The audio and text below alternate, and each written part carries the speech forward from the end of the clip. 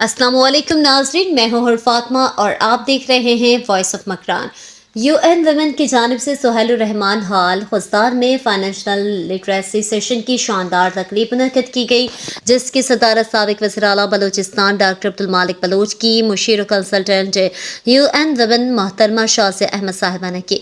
Programme की मेहमान खास समाजी रहनुमा और चेयरपर्सन अल-फवाद फाउंडेशन मैडम फरजाना सहर जामोर थी।